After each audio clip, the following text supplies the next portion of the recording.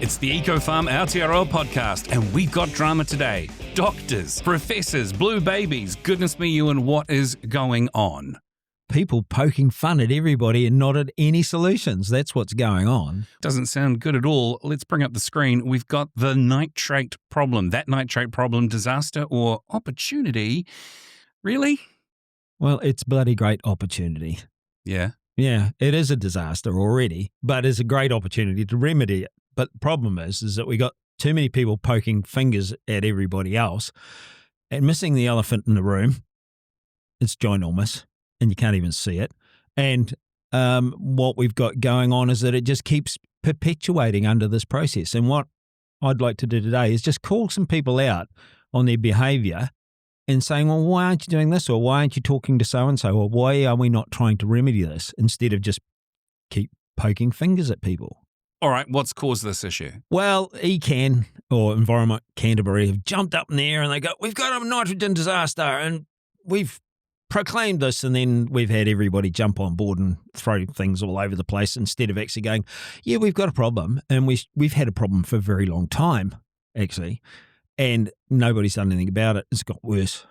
So ECAN are talking about the nitrate emergency, and they brought this up just in the news in the last, few days, right? Yeah, they call it grandstanding and all this sort of thing because the Environment Canterbury, the last meeting they had before they went into recession in the next elections, they jumped up and down and said, oh, look, we've got a nitrate emergency and we need to do this. And it was sort of like, it was said to be grandstanding by the politicians, and then all these other people jumped in. The thing is, the issue has been there for a long time. It's not been looked at accurately. They come out with all these fancy monitoring gears monitoring it, but you can pretty much see where it's coming from straight away. No one's willing to take responsibility.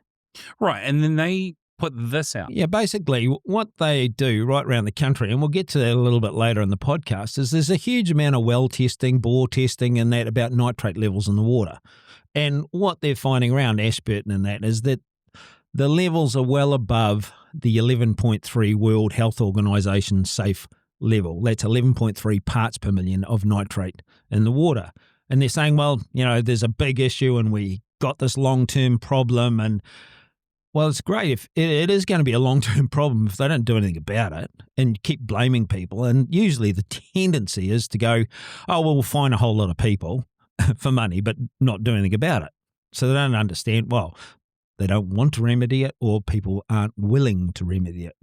Yeah, and this is something they're always monitoring, isn't it? Yeah, dear, monitor. Yeah, I monitored it all day long. It didn't change anything, did it? Right, so they're never really doing anything. They're just monitoring. That's it. The ECAN just monitors everything and then jumps up and down and makes this grandstanding.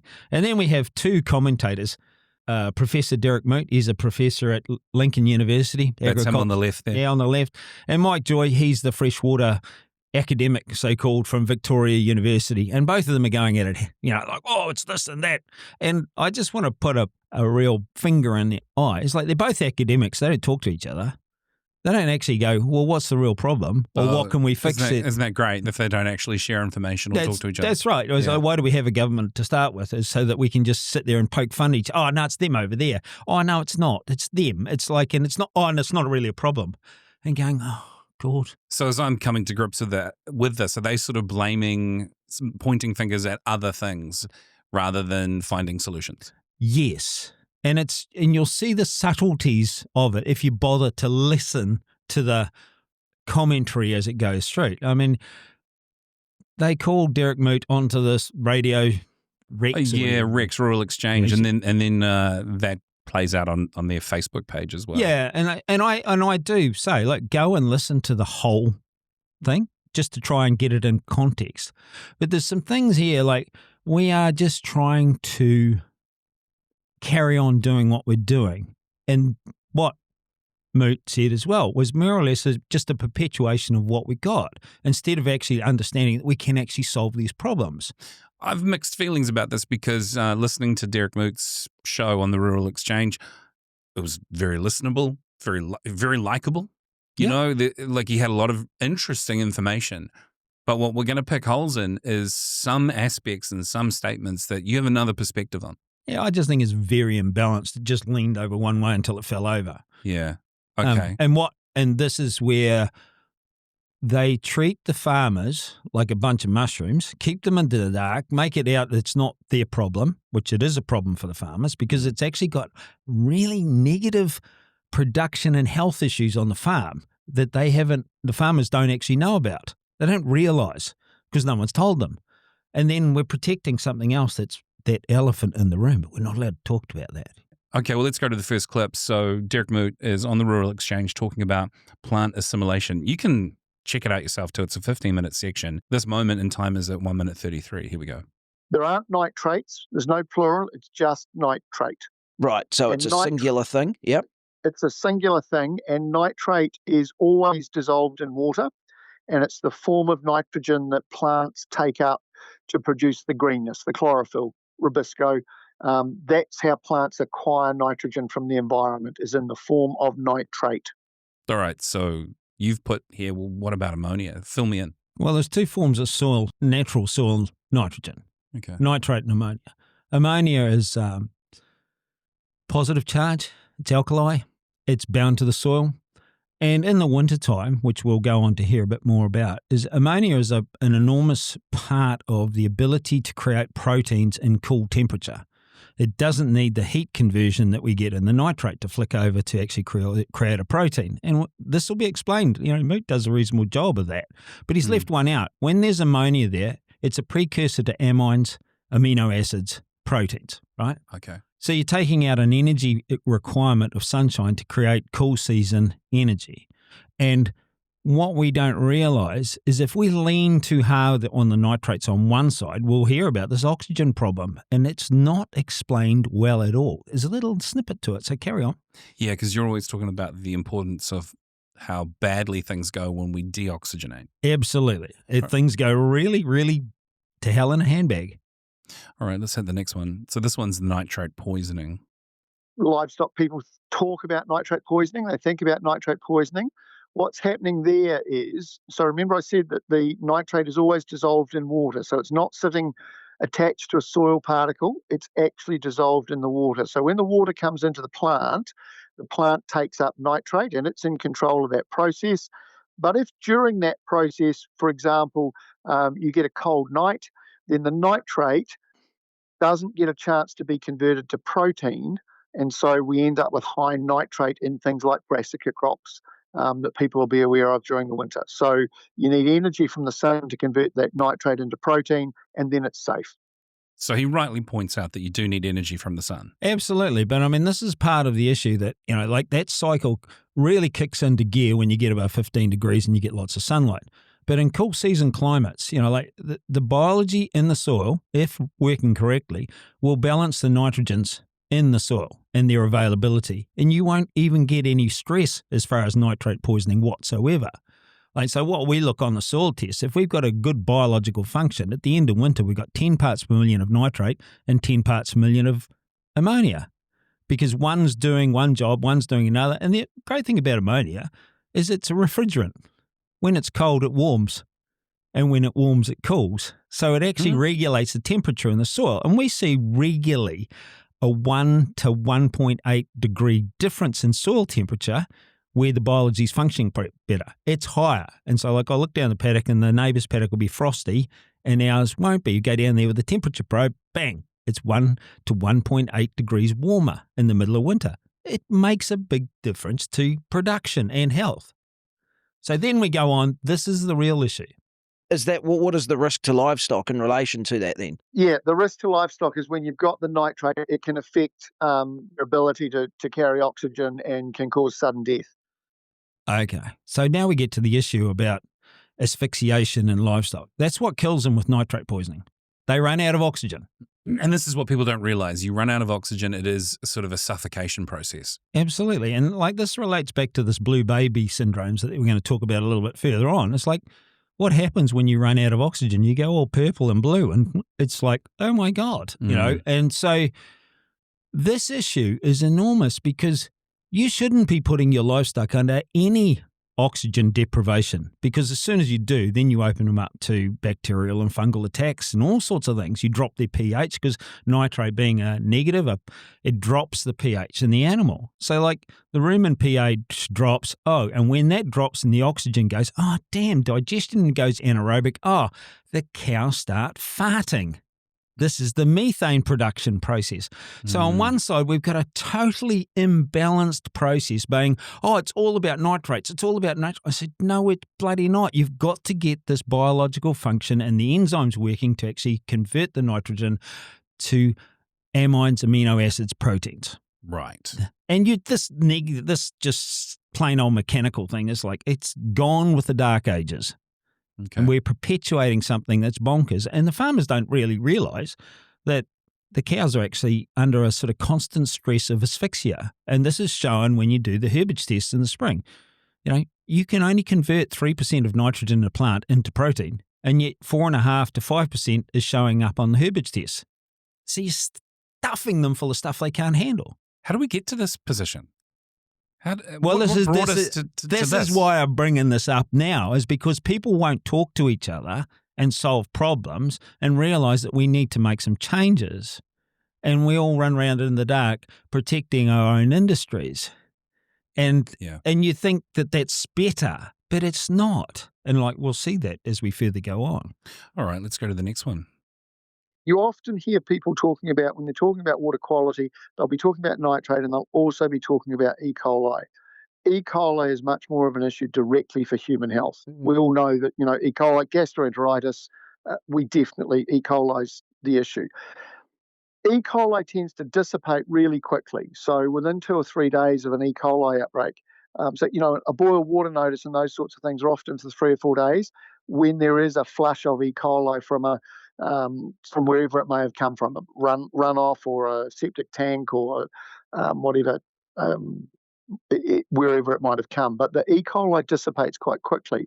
And that's actually partly why the thought was that the original data from the 20s and 30s that linked blue baby to nitrate was because people, after got over the initial shock of baby going to hospital and being looked after, they then came out and tested the well water, and the well water showed high levels of nitrate.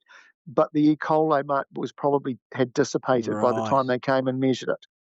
Well, I have to say, Professor Mook, that is very interesting what happened in the 20s and 30s, how they measured it after an E. coli outbreak, a blue baby outbreak, and then discovered actually there was nitrates but no E. coli because the E. coli was gone. I mean, that's really interesting, but that's kind of not the point now, is it? No, it's not. It's what my point is, that E. coli prolificates where there's no oxygen.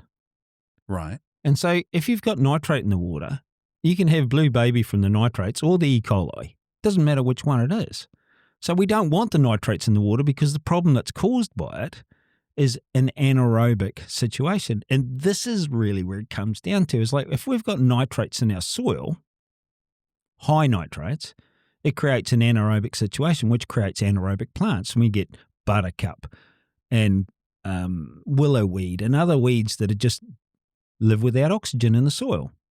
So then it follows through this whole scenario where we're chasing our tail in our farms where, we've just got an excess of nitrate because we haven't got the right biological function to convert the nitrate in the soil and turn it into proteins. So we don't have the deoxygenation. Now, you can see natural systems in nature, given the right opportunity. If you see a stream coming down and you see the water flowing down, it folds on itself and it oxygenates all the time, right? And so if there is fecal matter and there's oxygen, there's no E. coli because it gets broken down and digested. If there's no oxygen and fecal matter, then we have E. coli. Both of them, you add nitrates, drop the pH, drop the oxygen. It doesn't matter whether the baby died of nitrate poisoning or E. coli. It came from the same cause. Okay. And people have not gone, oh, shit, we have got a problem. We've got a bit of an issue here. And so with our cows, like with the dairy cows, the next guy on, Mike Joy, he's poking fun at all the dairy farmers. What they don't realise is that cows are an accumulator, right? Yeah, but biologically it's sort of another level up that's accumulating Yeah, things. so like the cow out there, she goes out and she eats around 15 to 17 kilos a day of dry matter, which is generally about 10% dry matter to the water. So she's eating 150 kilograms of actual material, 150 to 200 kilos a day, okay? So you can imagine that if you've got excess nitrogen of 1.5% in your feed to 2%, she accumulates it. Yeah. She didn't pluck it out of the sky. She actually accumulated it. And then what she does is go, how do I get rid of this? So what are we looking at here? This article on Stuff with reported by Emma Ricketts from Stuff. She's commenting on what Mike Joy has done and how he's apologized. Fill me in on what happened here. Well, what happened is ECAN came out about the big, oh, there's too much nitrogen. Mike Joy jumped in as a freshwater scientist from Victoria University, and he pointed out that the dairy industry executives were akin to Minnie Dean, which is a baby killer in Southland. And he didn't say that, did he? Well, that's what he put on his, one of his social media posts. Oh, Jesus.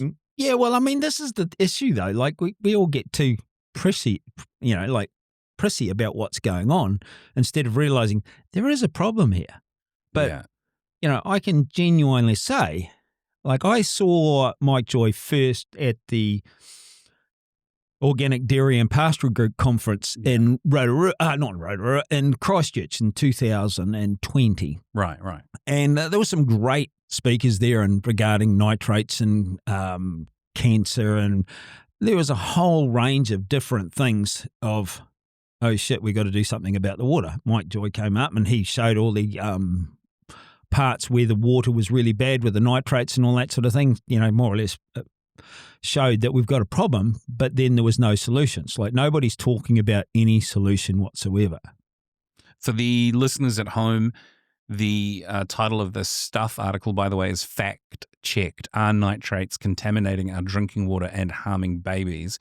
So when they go to Mike Joy, back to you, Ewan, as to him being the expert at this conference you attended. Yeah, he was one of the speakers there about this fresh water thing. So now I go home and go, this is interesting.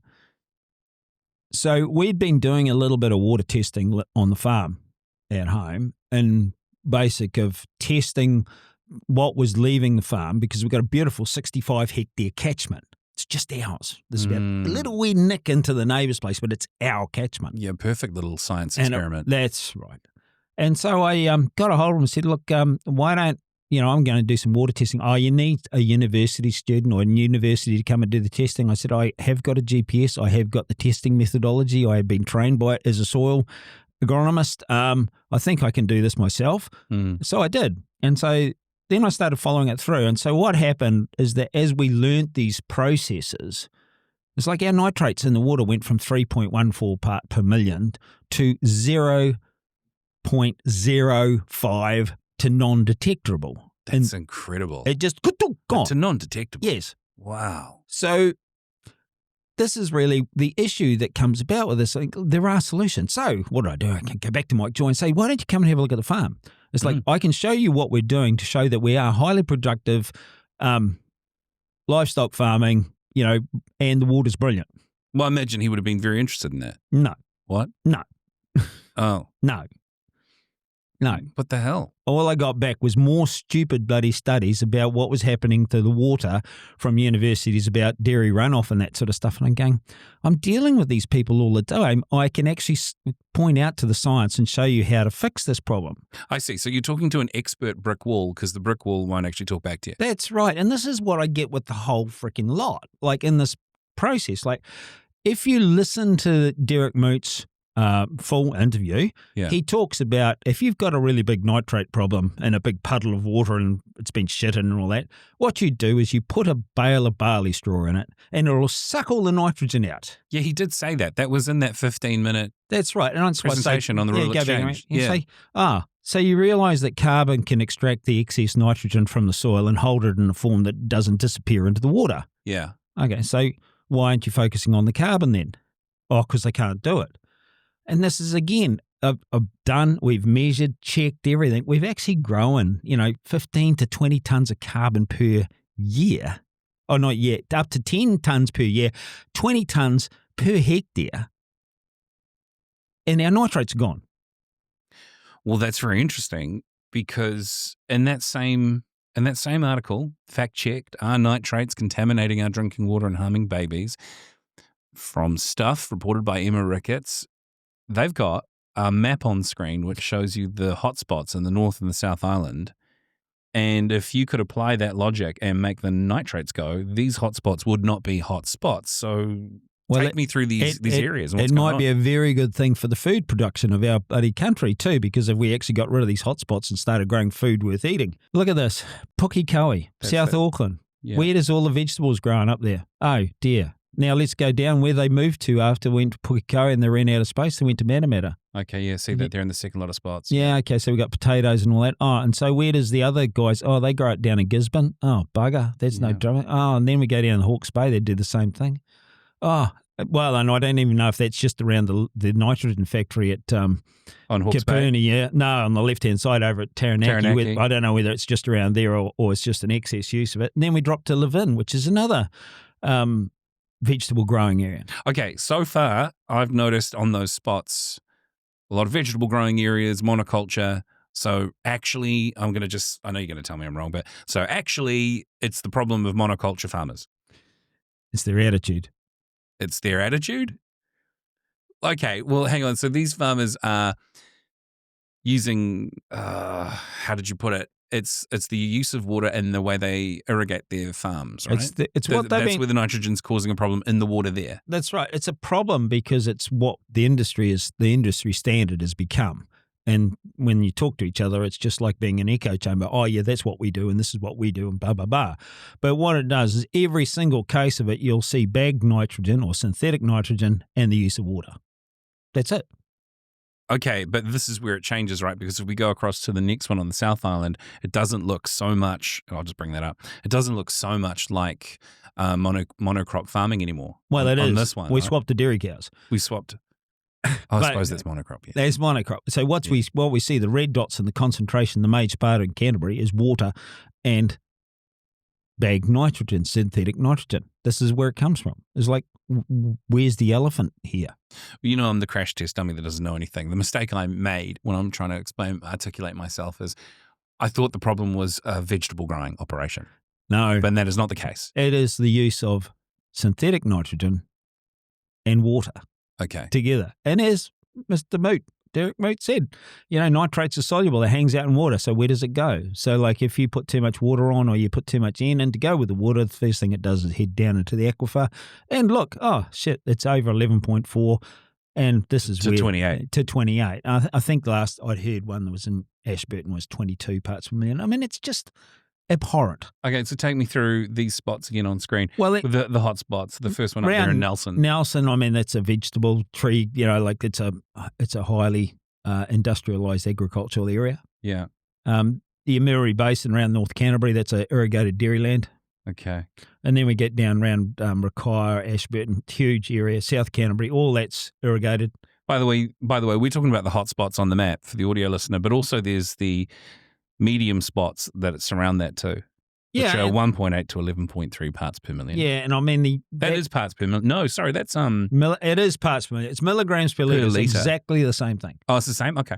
Yeah, and then there's lots of spots all over the place where they're going, it's not too bad, and then you got the odd one, and you get down into Southland, there's a bit of a patch there, and in Otago, and that's irrigated land as well. And that's Gore. Yeah, around Gore, and it's not so much irrigation from the sky there. So basically, we're looking at all the spots where nitrate turns up too high, and it's really where all the farming takes place on the country. Well, it's not where all the farming takes place, but it's where the combination of water and soluble nitrogen, synthetic nitrogen, turn up. Okay. And because farmers have been taught this is the only way to grow grass. Right. It comes back to education.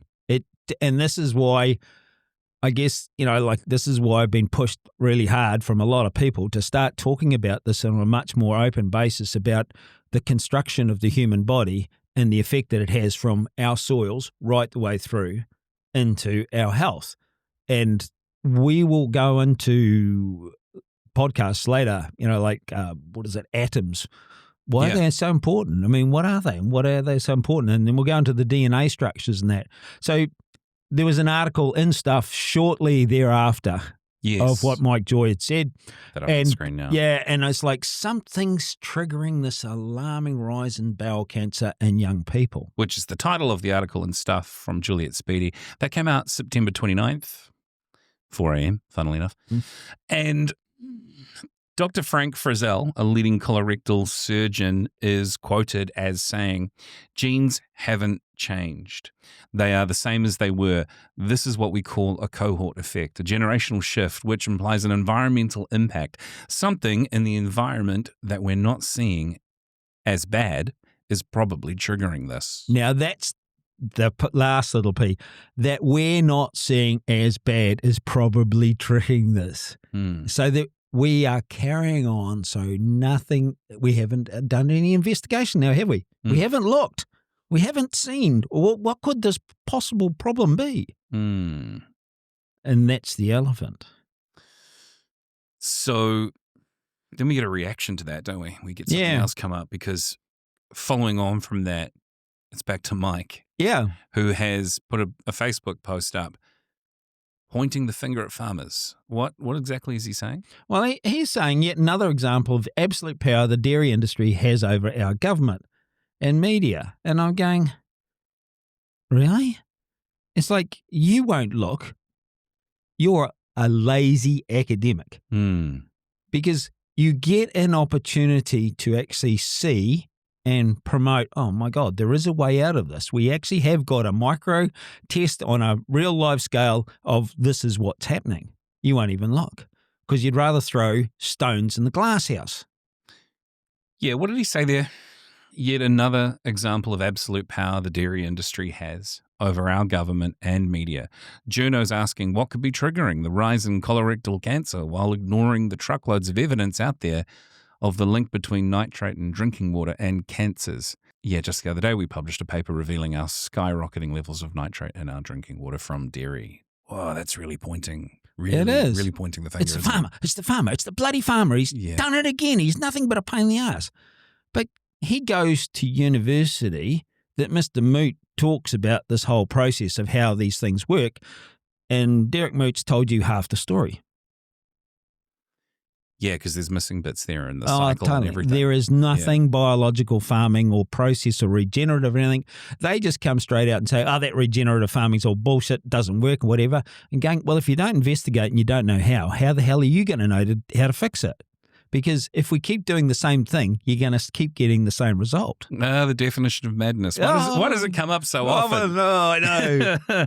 All right, so what does that take us to here? Because you've linked all of this to a concept that's been totally missed, and you've found PubMed articles, proper research from 2007 to do with nitrogen. Look, it goes back way before that. Like there's I've forgotten what the process is. If you're going to make synthetic nitrogen, you have to change the isotope of nitrogen. And that's why our future podcasts talking about the isotopes are going to be really important. That's right. We're just a couple of episodes away from Yeah, we're 2 or 3. Because basically we go, what's an atom? And why is that important? And people just need to know what we're made of. That's about the guts of it. And then we look at the DNA and realize that, oh, shit, these all connect together because they're in the right proportion and how they function. There's no mistake in this. This is precision engineering. Like this is nano precision engineering by biological design. Yeah, I mean, that's pretty incredible. There's no accidents here. So here we go. We get, oh, look. Fertilizer nitrogen isotope signatures. That's right. And so what nitrogen generally is a nitrogen-14. I mean, it's got 7 protons and 7 neutrons in the middle of the element, and that's the standard form of nitrogen in our atmosphere. It's 90-something% of our biological nitrogen, and it is stable, right? So to take it out of that form and convert it to synthetic, it has to go into nitrogen-15. And the point you're making, right, is you've got all these experts, the doctors, the professors, the Joys and the Moots, and all of this concern about blue babies and what's in the water. And yet they're not studying this in human health on how those isotopes affect us. No, they're just not studying it. And well, it's not. Have I missed something? Well, no. This is the thing: is like they treat the farmer like a freaking mushroom. Yeah. And there's companies that are sponsoring the universities, which we suppose are our investigative people, and then they negate any form of investigation on the farm. Oh, that's not scientific. And going, hey, yeah. I thought science was the observation of a phenomenon. Yeah, and I guess if you put it like the way you have up on screen, it really makes a lot of sense. What's the impact of a synthetic N on our health? Yeah, I mean, of course, it's synthetic. Of course it's going to muck us around. Well, I don't know the full content of this, but the reality is if you're taking that and the nitrogen-15 is relatively stable. It does degrade to nitrogen-14 after a while, okay? Yeah. But that signature can be followed. It can be followed into the waterways, it can be followed into the rivers, and it can be followed into our food supply. Now, if I understand you right, nitrogen with the isotope of 15 is stable. Yes. And that makes it easier to produce. It's synthetic and get out there and bag it and spread it. But the way it biologically gets processed is not nearly as good as N14. Well, that, from my observable process as our farmer and watching what's going on, yes, absolutely. But that's a problem for the industry because they're making N15. That's right. Because that's so much easier to truck around the country. That's right. And so what happens, and there's been numerous studies, been using N15 nitrogen, and these other studies haven't looked at the isotope either, but what they've shown is the carbon levels in the soil fell, so then we have more nitrates in the water.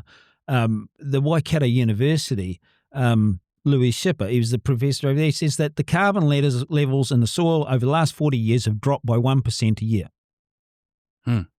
So there's your absorbable sponge, your energy system in the soil that's been degrading. Now, we haven't done any of that. It's like, oh no, let's just carry on. We didn't see the problem. We've got these issues that we need to change. And what's happening is we get looked at as biological farmers or regenerative. Oh, they're all woo-woo shit. We should have a combi van and some sandals and bags and things like that. It's like, hold on here. There's a fair bit more research gone into this and what we, in the reality of the whole process. And, like some of the stuff that we'll go through in the podcast, like we're looking at urease. Urease is an enzyme in fungal species biology, and it converts urea and puts off carbon dioxide into ammonia, the precursor to amines. So when you've got these systems working in the soil, you actually take that nitrate, turn it into something useful. There's no methane production. It's carbon dioxide. The carbon dioxide goes up and gets absorbed by the plant in photosynthesis. It's a beautiful cycle. But no one's talked about that. We won't look at that. But if you go on to your browser on your computer and put urease in biological decomposition in soils or in animal nutrition, you'll just find a shitload of reports on the whole process. And like, oh no, we don't need to worry about that. And so, but that's where the source of the solutions are. That's right. Yeah, the solutions have actually been studied. It's just putting the pieces together and let's getting over realizing that we live in a community in this whole country that has to look after itself as a whole.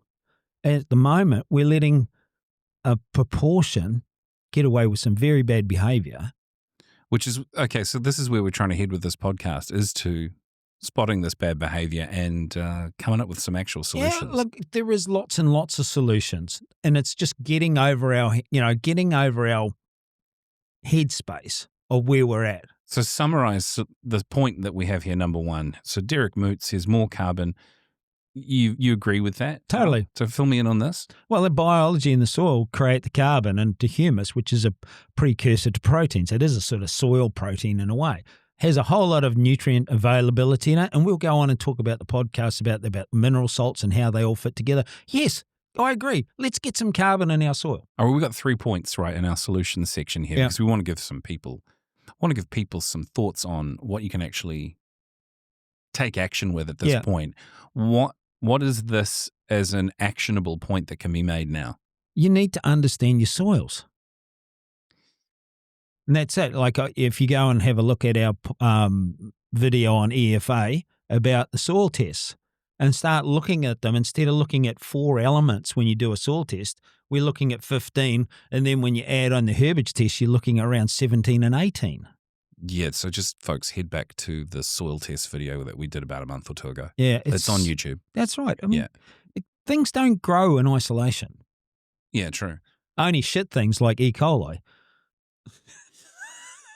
Yeah. Well, you put shit in, take oxygen out, you've got E. coli. Thanks very much. What was Moot talking about with putting on straw or grass? Well, he was using a barley straw as example. That you could put that in a puddle that was full of nitrates, and in no time at all, there wouldn't be any nitrates in the water. It would be all in the barley straw. That's the carbon absorbing the nitrates and holding on to it. Are you suggesting that people do that?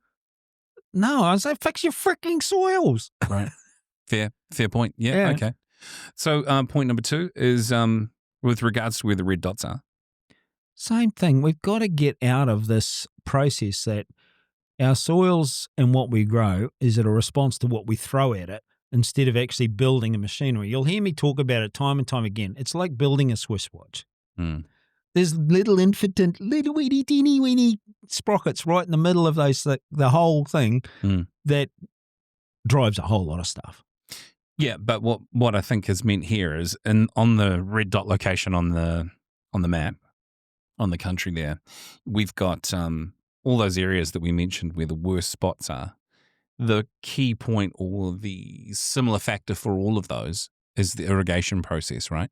With the synthetic nitrogen. Yes. What is the solution here for this now? Is it back to the soil again, or is there a new thing? No, we have to go back to the soil. We have to get out of this chemical-driven process. And you look at it, where all our vegetables are coming from around the country is driven under a nitrate-driven system. And that's not right. So because usually when you get into a nitrate-driven system, then there's no silicon in the plant leaf, there's no disease resistance, and then there's a whole lot more chemical sprays. So we just keep going from one disaster to another.